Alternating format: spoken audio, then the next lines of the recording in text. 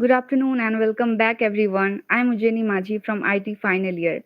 I'm truly honored to be hosting the final session of this impactful faculty development program organized by Entrepreneurship Development Cell and Institution Innovation Council of Bengal College of Engineering and Technology. I'd like to take a moment to thank you all for your commitment, enthusiasm throughout all the 10 sessions. Your active participation and dedication have been the heart of this program. Now, it's my pleasure to introduce our session chair, Dr. Shuchandra Banerjee. We are honored to have her here for guiding us through the whole session. Moving on to our first session, the topic is human emotion detection using AI. I'm delighted to introduce our speaker, Professor Dr. Rishikesh Bhaumik. Dr. Bhaumik is a distinguished professor in the Information Technology Department at RCC Institute of Information Technology, where he also served as the convener of the Industry Institute Partnership Cell. With a strong academic foundation, he completed his MTech on Information Technology and earned his PhD in Computer Vision from the prestigious Indian Institute of Engineering, Science and Technology, Shibpur. His research expertise spans across text mining, video processing, soft computing. No doubt, we are truly honored to have him here with us.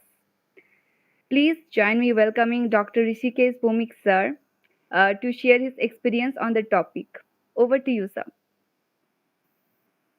Thank you, Sri. Thank you to the organizers.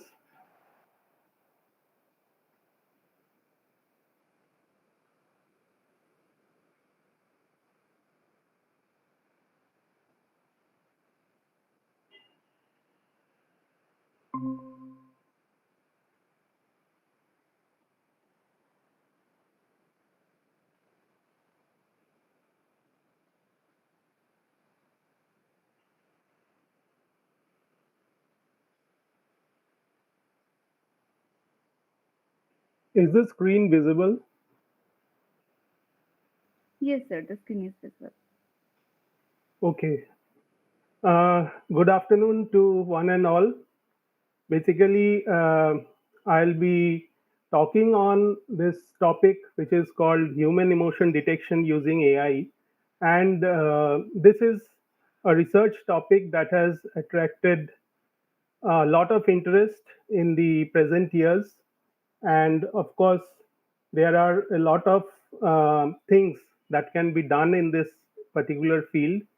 So I'll be discussing you through what is human emotion detection, how human emotion detection plays a lot of role in our daily lives, and of course, these days we are having a lot of things where human emotion is detection is necessary.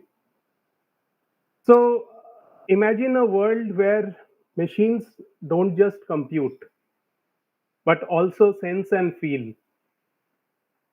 This feeling is nothing but emotion. The question that we can have is that can artificial intelligence truly decipher the enigma of human emotions? And if so, how will it redefine our connection with technology? In today's presentation, we'll navigate the emotional labyrinth that separates human minds from the ever advancing realm of AI. In order to understand the domain of human emotion detection, let us first delve into the science of emotions. Now, while talking about the science of emotions, we can think of firstly the experiences of an individual, which are called subjective experience. Basically, these are personal interpretations of emotions influenced by individual feelings. Then there can be physiological response, that is, when there is some stimulus from the environment. The physiological there are physiological changes, and there is a physiological response from the human, and there are changes like changes in blood pressure, changes in heart rate, so on and so forth. So can these be used for detecting what type of emotion the particular individual is going through? Thirdly, behavioral response. So once an individual experiences a type of emotion, there will be some behavioral response from his or her side. And these behavioral response is actually observable to other people who are there in the environment. Now, based on this, there have been many scientists who have proposed different emotion theories from time to time. One of the most popular theories, but of course this is very old school, is by James and Lang. So these were two psychologists who proposed that the state of the mind, the state of the body can induce emotions or emotional dispositions. In other words, this theory suggests that when we feel a certain emotion, like when we have a very sad news and we are feeling like crying, so it generates a disposition for sad emotions. When our heartbeat is not normal, we feel that there is anxiety. Instead of feeling an emotion and subsequent physiological response, the this particular theory actually says that there is firstly the physiological change within the body, which is primary, and the emotion is then experienced by the brain and reacts, and the body actually reacts to the change that is there in the physiology. So the basically it is a result of receiving some stimulus or physiological change that has brought about the that has brought about the change in the body's reaction. So, this particular theory actually proposes that each specific category of emotion is attached to a unique and different pattern of physiological arousal and emotional behavior in reaction due to an exciting stimulus. There was another theory by Cannon and Bard in which it states that the lower part of the brain, which is called the thalamus, and this thalamus is actually responsible for for controlling the emotions that are there in our body, and the at the same time the uh, higher part of the brain is actually identifying, which is known as the cortex. It is basically controlling the expression of this emotion, and it is believed that both the thalamus and the cortex, these uh, behave, or these interact with each other, and ultimately the two parts of the brain, they react simultaneously. So basically Cannon and Bird theory states that both the emotion and psychological physiological response, these occur simultaneously. There was another theory by Scatcher and Singer in which they propose that basically emotion results out of a combination of physiological arousal and cognitive interpretation. What do we mean by cognitive interpretation is like this, that cognitive interpretation is basically the process of uh, using some cues from the environment, and we may have some past experiences, and these past experiences are basically labeled somewhere in our brain, and these are labeled out of the physiological arousal that took place before experiencing the current emotion. And our brain basically labels all these um, all these psychological arousals, and thereby the cognitive interpretation is done. So emotional experience is basically a result of combination of physiological arousal and also the cognitive interpretation. This is what this theory states, and that is why sometimes this theory is also called the two factor theory.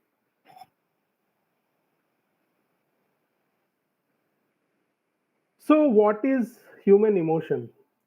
Human emotion actually are those intricate and powerful feelings that have captivated and puzzled us for centuries. And at the core, you can say that emotions are complex psychological and physiological responses to specific situations, experiences, or even thoughts, whatever we think of. They serve as an essential bridge between our mind and bodies, helping us navigate through life's challenges and triumphs.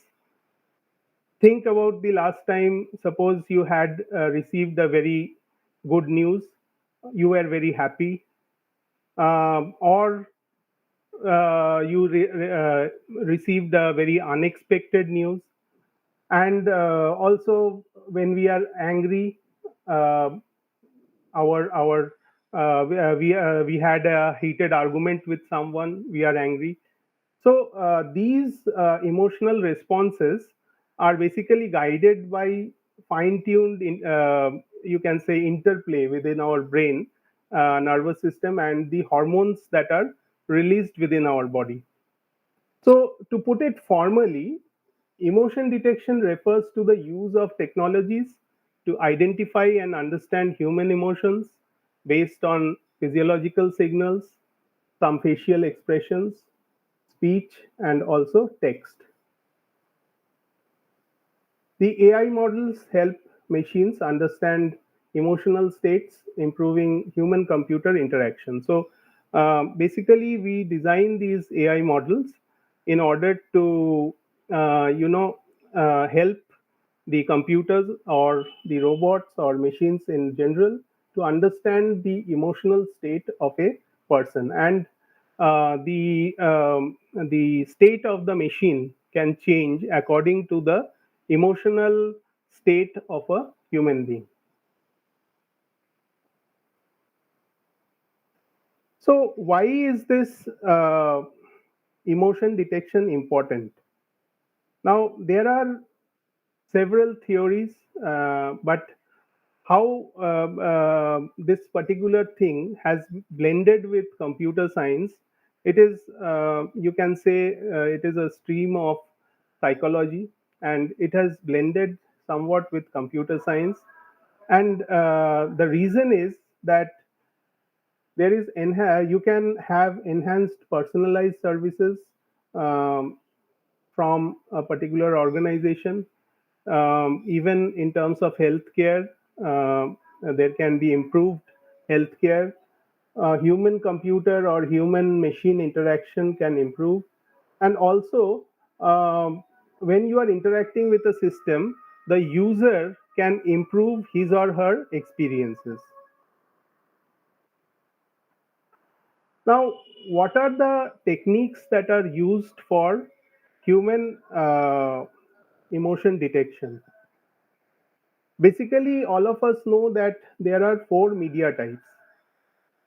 One is text, another is audio, then we have images, and the last one is video. So, when we process any of these media types, we can have we can detect what type of human emotion is expressed in either that audio message, or in that text, or in the image, or even in the video, what is depicted, what type of emotion is depicted in that video. So over the years, actually, several methodologies have been designed, several techniques, tools have been designed, so that and these tools are basically working on these media types. We will also talk a little bit about multimodal human emotion detection, where you can combine these media types and go for a better human emotion detection. So, as I said, that you can analyze text. So, what will be the source of your text analysis? Basically, it can be some social media posts, or from Twitter, you can get the tweets, or from you can collect the reviews from different people, and also you can have the conversations which are recorded in digital form, that is in textual form, and you can analyze that text. We will uh, see how we can exactly analyze such text. May not be in a very we might not we will not be able to discuss in depth, but I'll give you a short overview of all the media types, how it can be used, and how analysis can be done for human emotion detection. As I said, that you can also have images and videos. Basically, if you have an image, then the facial expression of the person, you can detect the facial expression of the person. You can take the facial cues, you can detect the facial muscles, the position of the facial muscles, the eyes, so on and so forth, so that you can finally extract some features and classify the given image into a particular emotion category. If we have videos instead of images, still images, then of course we know that video is nothing but a series of images. And if we have a series of images, basically we can convert any video using any tool. uh, uh, we can use a codec, we can use any codec, that is a coder decoder, and we can finally categorize sorry we can finally break that video into individual frames, and from the frames, whatever facial expression is detected, we can extract the features, and finally we can use those features in order to classify that particular emotion. We can also analyze the voice, because whenever we speak, we actually depict a particular emotion, and assessment of such emotions, basically using the tone or the pitch or other factors or other features that are there in the voice, we can determine what type of emotion is depicted in that audio. And we can also have these physiological signals. You might be aware of EEG and ECG and blood pressure monitors, so on and so forth. So these devices, the signals from these devices also can be used for determining the changes that are there in the vital parameters, and ultimately classifying um, the particular state of the person into a emotion category. We can see changes in heart rate, we can see changes in skin conduction, we can see changes in blood pressure, we can see changes in brain signals, so on and so forth. Now, talking about emotions, scientists over the years have found that there are seven basic emotions. Now, what are those seven basic emotions? These seven basic emotions actually include happiness, sadness, surprise, fear, anger, disgust, and also a person can be neutral, that is, not depicting any emotion.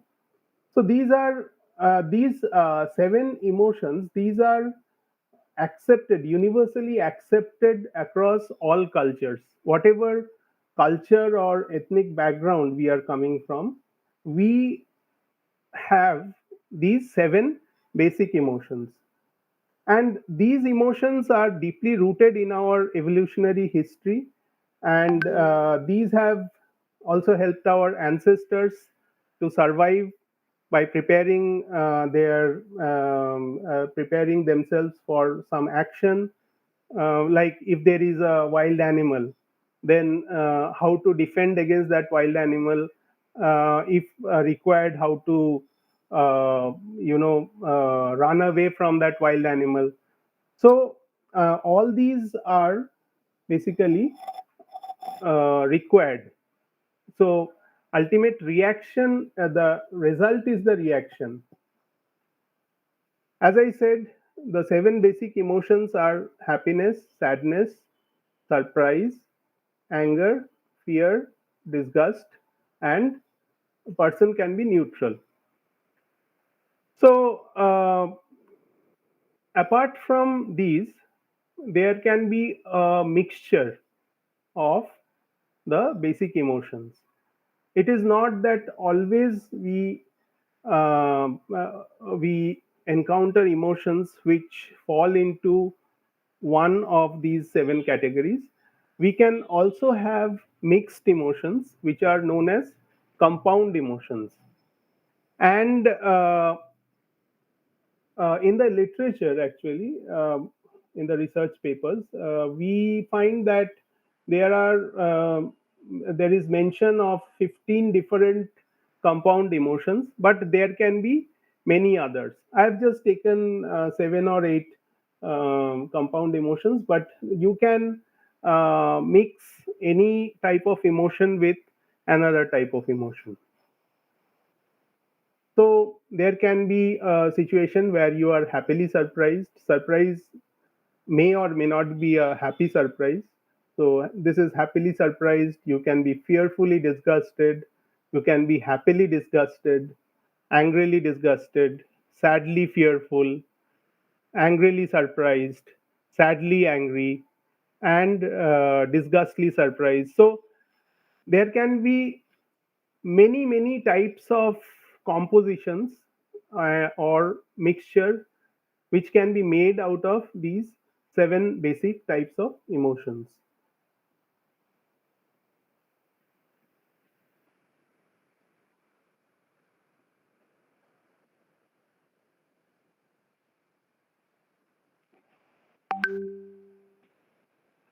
So we come to the point where um, we take the first category of detection of emotion, and we can take digital images.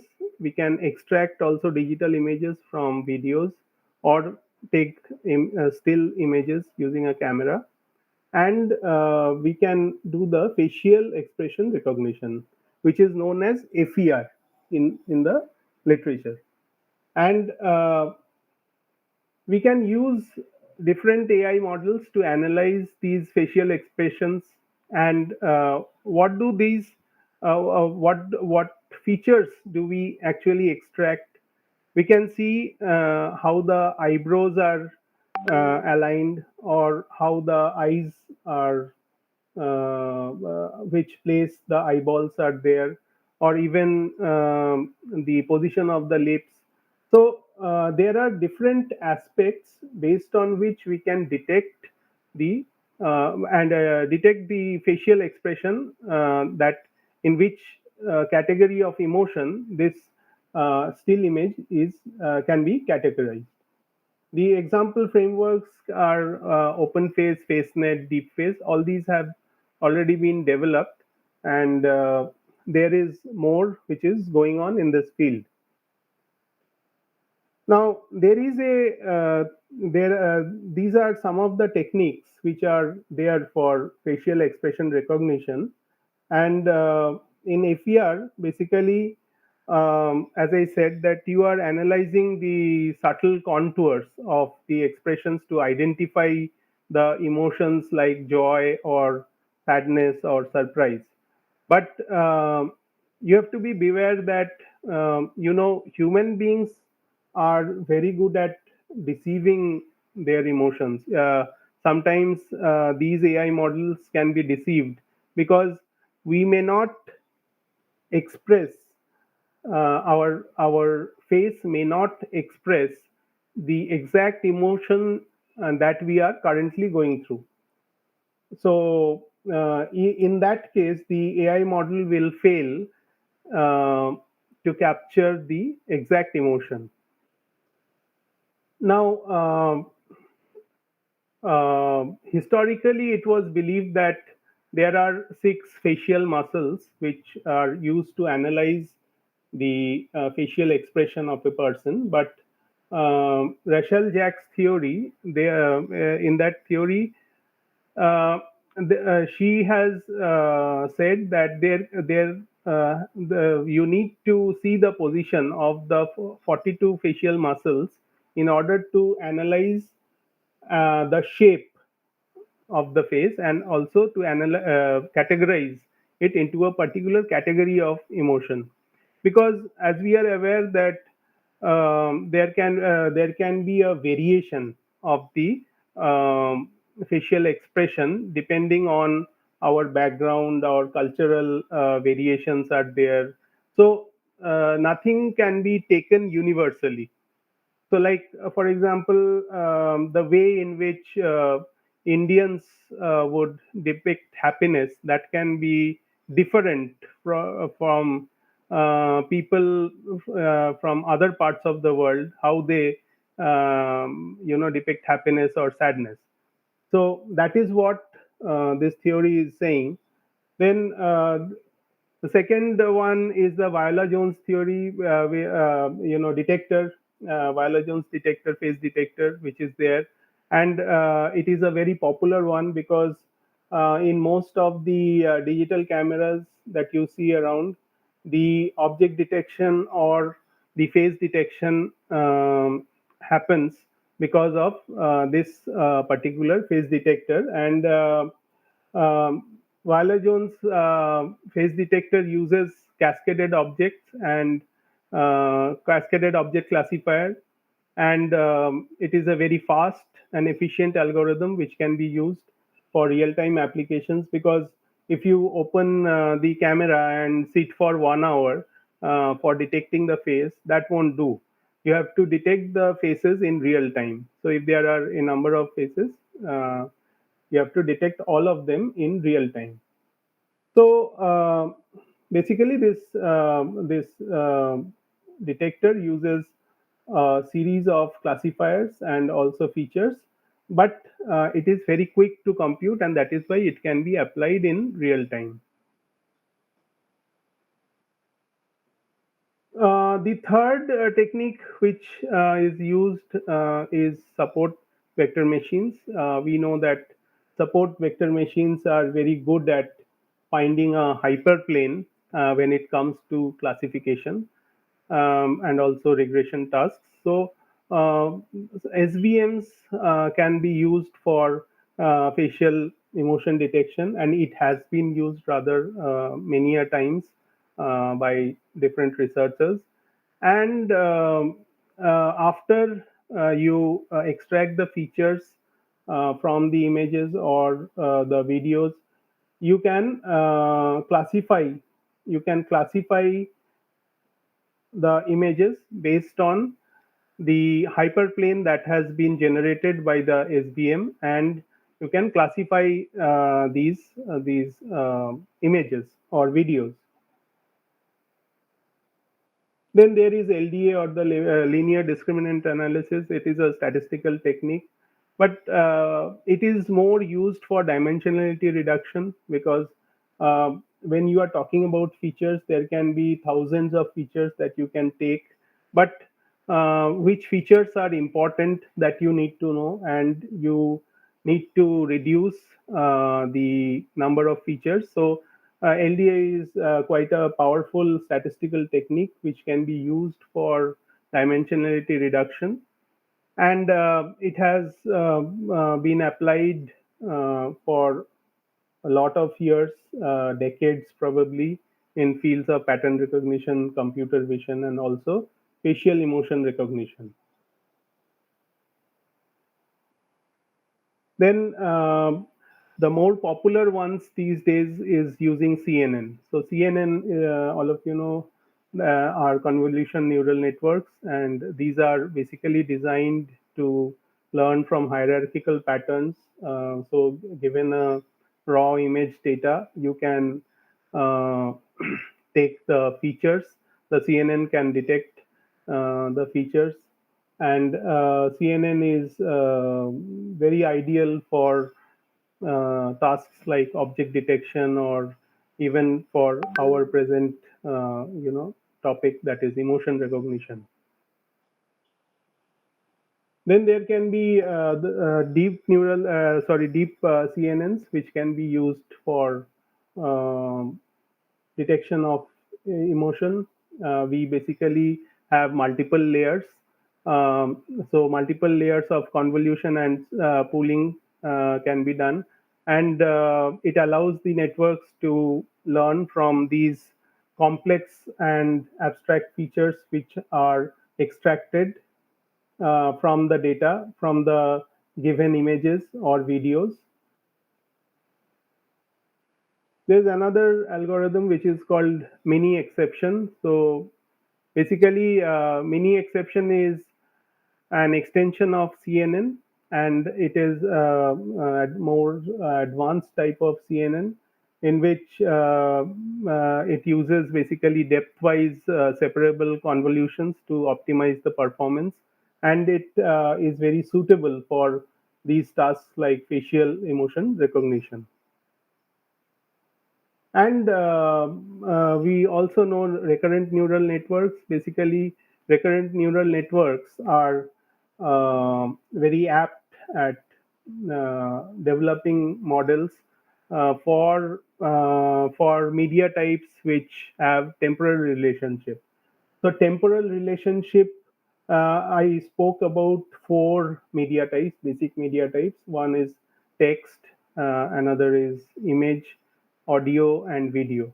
So text and image, there is no temporal relationship. These are media types which do not have any temporal aspect attached with them. But if you talk about audio or video, then of course there is a time dependency, or there is a temporal relationship. In case of videos, the frames of the video are played at a certain rate, so that is why one frame has time dependency with the another next frame, so on and so forth. So there the temporal relationship between the frames is there. In case of audio, if you take, for example, the amplitude of the audio when the audio is played, the audio has a particular amplitude at an instant of time. So it depends on the instant, that what is the amount of what is the amplitude of the audio at a particular instant of time. So that is why the temporal relationship is in that manner. And recurrent neural networks are very apt at uh, you know uh, developing models which the models can use recurrent neural networks so that we can have videos and audio for facial expression recognition. So, regarding this audio, if you want to do speech emotion recognition, then you have to take the features like tone, pitch, volume, rhythm, so on and so forth, for detecting or making the features. And once these features are taken, you can use these patterns which are there to train your model. You can see in this figure that over here there is the training samples which are given. The training samples are being given, and after the pre-processing may involve like noise removal or other tasks, and filtering, etc. And we do feature extraction. So feature extraction can be done by, as I said, taking the speech features like pitch, volume, etc., and you make a training dictionary which consists of these feature vectors. Once these feature vectors have been made, uh, and you have these feature vectors corresponding to different training samples, these are given as input to the classifier in order to train the classifier. So the emotion categories that we are talking about, the seven basic types or even the compound types, so we can train our classifier using those features, and given a new sample, which is called the test sample, we can extract the features from these test samples, and we can give the input to the classifier, so that the classifier now, after it has done the training, it is able to do the emotion recognition. So, since training is involved over here, it is basically a type of supervised learning. So, in supervised learning, we know that training is essential before we can give the test samples and test how our classifier is working. So, if you have a data set consisting of, let's say, 100 samples, you can use maybe 80% of the samples. It depends, but you can use maybe 70 or 80% of the samples, and you can train the classifier. And using the rest 20% or 30% of the samples, you can test how your classifier is working and what is the level of accuracy that has been achieved by the classifier. Uh, as I said, that recurrent neural network, or LSTM, which is another form of RNN, this can be used for detection of these, for taking these speech features and ultimately designing the classifier. Also, there is another method which is called pitch detection algorithms are there, which can also be used. So some of the example frameworks I have listed over here, like DeepSAD or OpenSmile, like that. These have already been developed for speech emotion recognition. Regarding text, basically, whenever we are talking about text, we need to analyze the social media posts, maybe what type of sentiments are reflected, maybe the tweets or the reviews that are given by customers of a company. So here we have to use this natural language processing, and many natural language processing models have been developed. Um, Many or all of us have used ChatGPT, so that is a model which is used for natural language processing, and ultimately giving you a response for the query that you have done, or maybe you have asked it something, so it will give you the answers. So these models have been developed. Now, what is there? How the emotions are detected? The emotions can be detected basically here in text-based emotion detection. First, the text is taken, which is present in the database, and word segmentation is done. So basically, you are tokenizing the piece of text. Then there is a word vector dictionary, and you are taking it and doing the word embedding. After that, There is another part, basically affective lexion. This means that what is the type of emotion, whether it is a positive emotion or a negative emotion, that is depicted ultimately in a given piece of text. I can give you an example, like if someone says that Ramesh is not a good boy. Now, here, not is a negative emotion, whereas good is a positive emotion. We could also reframe the sentence by saying that Ramesh is a bad boy. Now, here, there is only one negative emotion that has been depicted, whereas in the earlier sentence, we said that Ramesh is not a good boy. Here, it is difficult because the not is a negative emotion and good is a positive emotion.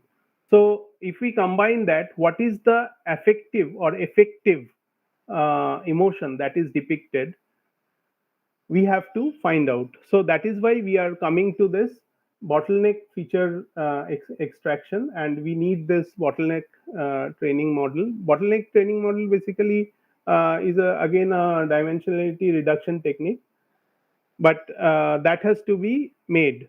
And once all the things are there in the text emotion model, we can, after training, we can use it for emotion recognition. When we are testing, we give a test phrase again that is segmented or tokenized into the given words, and then using the emotion projection space and word embedding technique that I just said, you can ultimately recognize what type of emotion has been depicted using the and in the you can also use the bottleneck feature extraction which I mentioned, so that ultimately the correct emotion is detected and depicted. The example frameworks, TextBlob, Vadder, BART, all these are dependent on such models. Uh,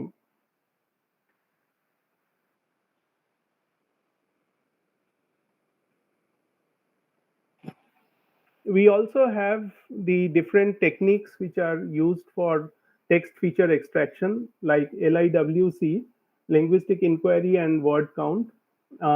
This is a text analysis program which calculates the how many words actually fall into a particular kind of linguistic or physiological or topical category, and it indicates ultimately what type of emotion has been depicted in the given text. Then there can be statistical natural language processing, which is again a system which utilizes the statistical methods to analyze and extract the information from the text. And for example, you can, I've given the example of radiology reports. So in the radiology reports, there are certain pieces of text, like there can be a value given. Okay, so that can be, or there can be the words which are written from the radiology report. So depending on the words and their category of the emotion, we can find out ultimately what emotion has been depicted in that report, whether the report is good or bad or not so good, like that. Again, we can use SVMs over here because, as I said, that SVMs are very good at generating the optimal hyperplane through a given set of points in a n-dimensional space, and we can use the SVMs for classification of textual data emotions also. And RNNs can also be used. LSTM, which is a particular type of RNN that has been used in the literature, bidirectional LSTM, then convolution neural network, speech detection algorithm. All these algorithms have been used for detecting the emotions that are there in text. Now we come to the psychological signals. Using psychological signals, how we can detect the emotion and how we can recognize the emotion that is there in these hidden in these psychological signals. Sorry, physiological signals. These physiological signals, as I said, can be EOG, or you can monitor the blood pressure, blood volume. You can monitor the ECG or EDA, like that. All these all these signals can be used to classify into a particular type of emotion, because you can extract the features from these signals and then ultimately classify it. Now, uh, you might have heard about lie detectors. So basically, in lie detectors also, this same principle is used, where the changes in blood pressure or other physiological signals, these are monitored.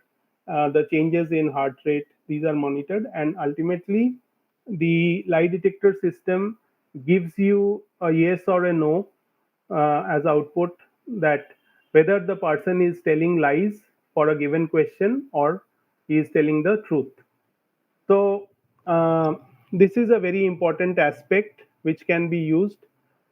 And coming to the applications that are there for human emotion detection, basically we can, as I said earlier, that we can enhance customer experience. We can detect the emotion of the customers, like when they are visiting maybe a retail shop. We can tell from their faces whether they are satisfied or not. um, Many a times you might have come across, like visiting a restaurant and having some food. The waiters come and ask that, sir, how was the food? So you give either a written feedback or a verbal feedback, depending upon your experience.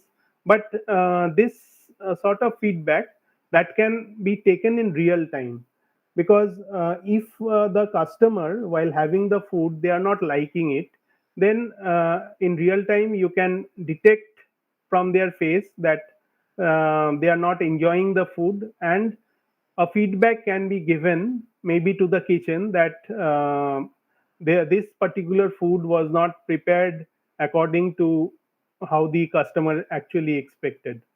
So there are a lot of applications in which human emotion detection can be used for enhancing customer experience. Another field is healthcare. So we can support the mental health assessments, or we can help the patient to diagnose a particular medical condition. We can aid the patient so that we can have tailor-made treatment plan. Um, if the patient has had a surgery, whether he is still in pain, whether the pain has subsided or there is a little bit of pain, all these can be monitored, and ultimately we can find out that whether the person is feeling good or not. So the mental health monitoring is very important. We can even diagnose a person for depression or anxiety. Um, Almost every year there are a lot of suicide attempts that are made because of depression and anxiety. and we see that maybe the person has tried to commit a suicide in front of the metro or something.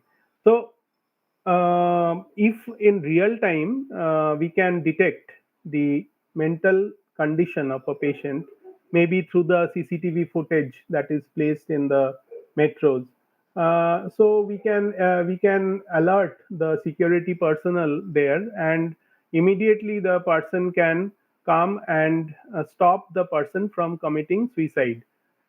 So these are important. Also, there can be therapeutic assistance which can be made by the different chatbots, AI-powered chatbots or assistants that we have, and these chatbots or AI-powered assistants, as you may say, they can be made more intelligent, and you can in real time change the way in which these chatbots actually interact with the person.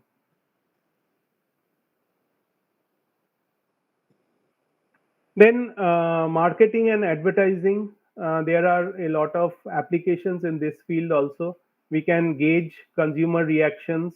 We can employ the methods like, as I said, that while a customer is visiting a store, maybe. So, what is the customer looking for? If you track the eyeballs of the customer or the facial expression, then you can find out that uh, in which goods the customer has interest, and maybe the person who is coming to serve that customer, he can be better off if he is given that feedback. He can be better off saying that, sir, these items or these things are you might be interested in. So that way the person can be more effective in serving the customer. And also there can be special tailor-made strategies which the marketing people can bring once they know the emotions that are attached with the customer. For example, during the festive season, the emotional attachments of people can be known, and there can be tailor-made offers that can be made to the customers. When we are interacting with the machine, again, human emotion detection plays a lot of role when we interact with a machine or computer. And if the emotion of the person who is actually using the computer or the machine, or even talking to a robot or interacting with a robot, if that can be done there, then the emotional level of that person, or in which type of emotional state that person is, that can be found. Then the robot or the digital assistant can help the human in doing the work or things that he wants to do.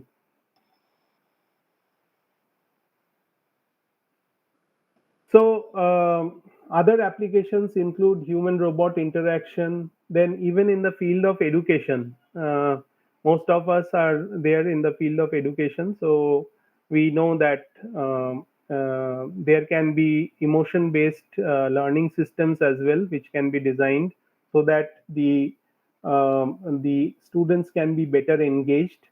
The students can be better engaged, and the curriculum for the students, that can also be adapted with the students emotions. Even in classrooms, mainly in online mode or in virtual classrooms, the students how the students can be more engaged, that can be found from their facial expression. They might like a portion of the lecture that the teacher is giving more than the other portion. So why that student is there can be an analysis that why that student is more liking this particular segment rather than the other one. So the teacher can accordingly adjust his teaching methodology or teaching style so that it is more engaging for the students. And also, there is this vast area of security and surveillance where emotion detection plays a very vital role. Um, for security purposes, we might use CCTV cameras for detecting the people who are entering campus and trying to find out that whether that person will pose a threat to to the campus or not, and we can detect these stress, whether persons are having stress or there are other deceiving things that can take place. So all types of security threats can be monitored. There was this case study which was done in Stanford University, and the outcome was very good. So the emotion detection system um, detected what type of what type of teaching style or methodology the students like for the teachers, and the teachers actually adopted to that style, and ultimately their results when their results were analyzed, it was very good. So that proves that human emotion detection plays an important role. But there are few ethical considerations also when we talk about detection of human emotion, because number one is privacy. When we are collecting the data, the data is concerning few individuals, and whether the confidentiality of the data or privacy of the individuals can be kept comes into question. So this is the first ethical issue. Second is that we have to receive a consent from the person from whom this data has been collected, and this is very crucial, because otherwise there can be a lot of legal challenges later on. Third is potential misuse of the emotional data, because there is every risk that whatever data has been collected, if that data goes into the wrong hands, then the people whose data has been collected, they can be exploited, or there can be discrimination. And that is why transparent policies, both from the government and people who are collecting the data, is required. And these clear policies or transparent policies will actually help in building the trust for emotion detection applications, because until and unless we have the correct data, we cannot train the systems or the classifiers that we design for these for detection of human emotion. And also the data has to be used responsibly. So the people in whose hands the data has been given, there is every need to protect the data of the individuals, and also to ensure that the people who have the data, they are um following the compliance measures that have been depicted by the law or the government. There are several legal framework and regulations, like there is the general data protection regulation, which is important, because this type of data is also there, which needs to be protected and might be very vital. As I said, that there can be privacy concerns because these are known that from whom the data has been collected. So the privacy of the individual is also very important.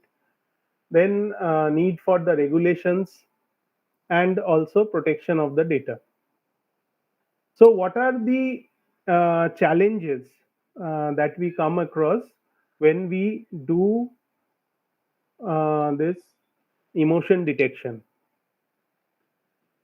First is that there are different cultures across. Even if you take a country like India, we have varied cultures, and the behavior of the people or the expression, emotional expression of the people, will vary from one culture to another culture. It also depends on the age, because if the age of the person who is expressing the emotion is less, that will be very different from the emotional expression of a, let's say, old person. And therefore, since there is high amount of variance, because of culture, age, or individual background, the variability of emotion expression. This is the models that are designed for detection. They can fail in certain cases. So that makes detection very difficult. So this is one of the challenges. Again, data quality and privacy. Data quality, we know that if the data set is not of very high quality, or maybe the if we are using supervised learning, then the data, if it is not properly labeled, then it might be that we would be training our system in the wrong manner, and ultimately the classification system will not work. And I have also mentioned about privacy. One thing I also want to mention here, that since there are these ethical issues. Suppose someone is doing analysis of these physiological signals. These physiological signals are either collected by hospitals, or these are collected by the different laboratories. Now, uh, there is a lot of challenge in getting these real-time data. So either the educational institution has to sign up with a hospital or a laboratory, so that the privacy of the data can be maintained, because there are many ethical issues which come into force when we use or take such type of data or acquire such type of data. The third challenge is multimodal emotion recognition. Now, these days, researchers are trying to hybrid many of the media types that I said, to make a multimodal emotion recognition system. That can be facial expression, that can be speech, that can be various physiological signals. And in order to increase the efficiency of the system that has been designed, all these signals need to be taken and then put together so that the classifier works a lot better. Because as we discussed, there are many compound emotions as well. So two or three types of emotions, if they are mixed together, then it will almost be impossible for one mode of data to um, depict that what type of emotion has been given for that data. Fourth is real time processing. Um, Whenever we are making these AI systems or AI based classifiers we are making, we have to do the processing in such a manner that the features that we collect from the features we only take those features which are necessary, because otherwise if there is unnecessary processing, then the features not only the unnecessary processing will be there, but ultimately the classifier will be a lot slower. So either we require very high computational power, or we have these dimensionality reduction models which are there, so that lesser number of features can be there, so that ultimately the same output can be obtained with less number of features and with low computation. So, what are the future trends in emotion detection? We can integrate virtual reality and also augmented reality. We can combine VR and AR, and we can do different types of understanding for the complex emotions. So that is a challenge, still a big challenge, because there is no particular classifier which is 100% accurate for detection of complex emotions or compound emotions. And there are also advancements are required in terms of accuracy of the different systems. So some of the future directions that are there in emotion detection, those who are doing research or are interested to pursue research, they can consider these future things. So multimodal emotion recognition is there. Not a lot of work has been done in this aspect. Only maybe either text or image or audio video has been taken. So you can mix the different media types, and or you can use maybe the different media types for detection of a particular emotion. You can also have emotion aware AI, like the personal assistants that are developed, or the chatbots that we come across, that can be AI powered for detection of such emotions. Ethical and privacy concerns, people can work in that area also, or improving the models that are already there, and generalizing the models. How to generalize the models? If the model is working for a particular language or culture, or for individuals, we can test it for other, generalize the model and test it for other people from other cultures, how their expressions are, whether it is giving the same output or not. So that can be done. Much work can be done in that aspect. So, conclusion and key takeaways from here: there has been rapid evolution in the field of human emotion detection. It is a rapidly evolving field. Vast applications in various industries are there. We have seen the different applications in the industries, and the ethics part, that is also to be considered. There are the now various technologies are coming up. We have deep learning. We have the use of various types of CNNs. Maybe some other types of neural networks can also be designed, so that these are having immense potential, and we need to harness the power of these systems, of these techniques, so that we can make better systems. Then there can be also transformative user experiences. We have talked about how user experience can be increased, how user experience can be improved, and this needs continued research in this field. So, with that, I will end my presentation.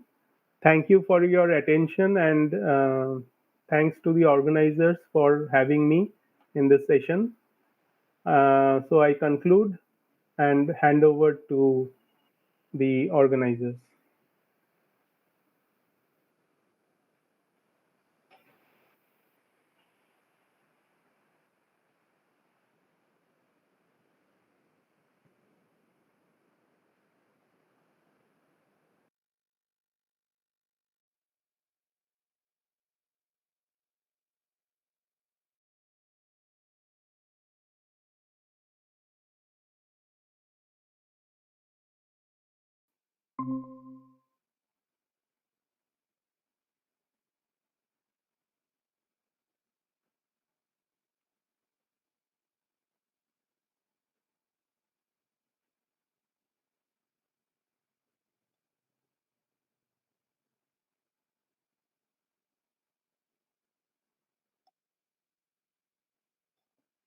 Sorry,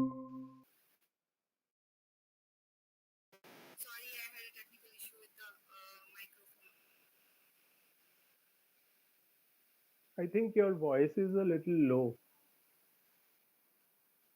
Hello, am I audible, sir? Yeah, little bit low still. Okay, okay. Sorry, I had a technical issue with my microphone. Okay, thank you so much, sir, for sharing your insights and expertise with us on such an important topic, human emotion detection using AI.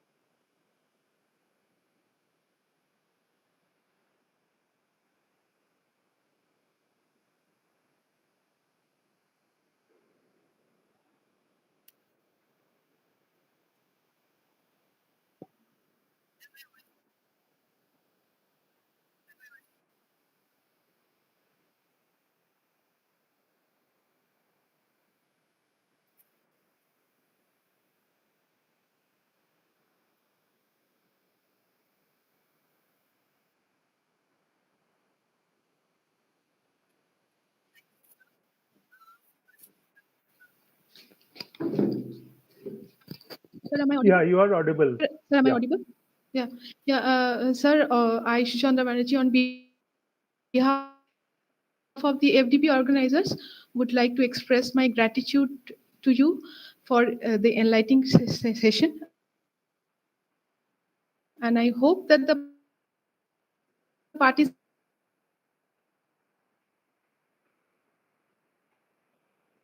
will I think your voice is during breaking.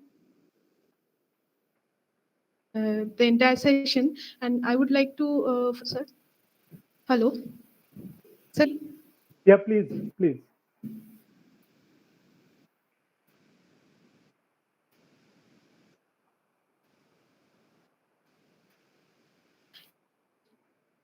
Yes, sir. From the thank you, sir, for the enlightening session and from the participants on behalf of them. Thank you so much. Hello, sir, am I audible now? শোনাই যাচ্ছে শুনতে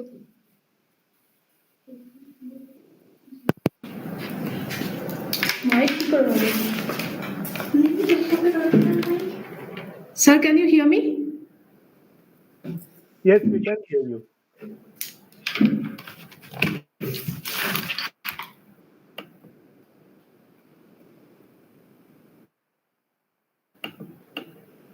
Sir, can you hear me now?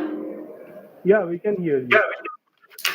Sir, the questions on behalf of the participants, can I ask you right now? Yeah, yeah, please. Yeah. The first question is, what are the limitations of the emotion detection system in people with neurodiverse conditions? Yeah, that is why I said that the classifier has to be designed in such a manner that the people who are having such neurological diverse conditions, for them, the training of the model has to be done in such a manner so that even people with neurological disorders or neurodiverse conditions, as you said, the lot of data is required from such patients, so that you can train your classifier, train your model, and ultimately come up with a detection system which is accurate. So you need a lot of data from the neurological people having neurological disability or having neurological disorders. Okay. Thank you, sir. I have one more question. Is it possible Sure. for AI to detect deep emotional states like guilt or shame that are not outwardly expressed? Yes, in one of my slides I mentioned that human beings are very good at hiding their emotions sometimes. Maybe their facial expressions do not divulge the emotional state of the person. You will see that a lot of criminals, they sometimes behave very normally, but their internal emotion state is at a different level. So for such people, you actually need multimodal detection of human emotion, because when you are taking the multimodal system, then you take their speech samples, you take their vital body parameters such as blood pressure, heart rate, so on, etc., brain signals maybe, and you combine these and then give the inputs to the classifier which you have designed, so that the ultimately it is a better classification, and also the emotions that are hidden can be brought out by that means. Because there is rarely a person, very very rare to find a person where you know such physiological signals uh, does not vary at all, for even if the facial expression does not show the emotion of a person. Okay, thank you, sir. Sir, I have one more question on behalf of the participant, and that is, if a person's emotions change very rapidly, can the AI system keep up so that the risk in misclassifying the transient emotional states can happen? Yes, that is why we require real-time systems. That the emotion of a person, basically, I mean, you will find that there are many people who are having very frequent mood swings. So when the moods of a person swings from very rapidly over a small period of time, at that time you need those classifiers to be working in real time, so that the emotional state of a person can also be depicted um at that instant of time, or maybe when it changes over a certain period of time. So that is why the computational power has to be more, or is required, and also good features need to be taken, so that those features which take a lot amount of time, new features have to be developed, maybe by combining the existing features, so that the ultimate computational time is very less. That is the crux of the problem. If the computational time is very less, then I can do real time analysis of human emotion detection and do human emotion detection. Okay, thank you, sir. Thank you for the enlightening session. And I think all the participants are hugely motivated by this session. And on behalf of the organizers, I would like to thank you for Thank you, the ma'am. entire session. Thank you so much, ma'am. Thank you so much, sir, for your time. Our technical issue is resolved now.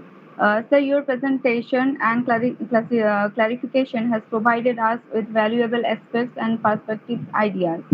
So, I would like to thank also my session chair, Ms. Suchandra, ma'am. And now our 5 days long faculty development program has come to an end. I would like to thank two very important persons, our Director Sir of SKSGI, Professor Dr. A.C. Ganguly Sir, and Principal Professor Dr. P.K. Prasad Sir. This program would have not been possible without their support and dedication. My special thanks to all the speakers for making the session truly impactful. I would like to thank all the session chairs, HODs, faculties for guiding us throughout all the sessions. My special thanks to the organizing committee for organizing such an inspiring event. I want to express my heartfelt thanks to all the attendees. Your engagement throughout this session have been truly inspiring. It's clear that you are not only dedicated to your own growth but also enhancing the experience and futures of your students. Thank you for allowing me to be a part of this journey. I hope the insights and connection made us here will fuel your continued success and innovation. One more important notice from our side, please complete the assignments provided to your WhatsApp group to access the participation certificate. And lastly, I would like to thank our speaker once again. Thank you so much, sir, and Thank you thank so you much. all. Thank you very Thank you, much. sir. Thank you, sir. Thank you.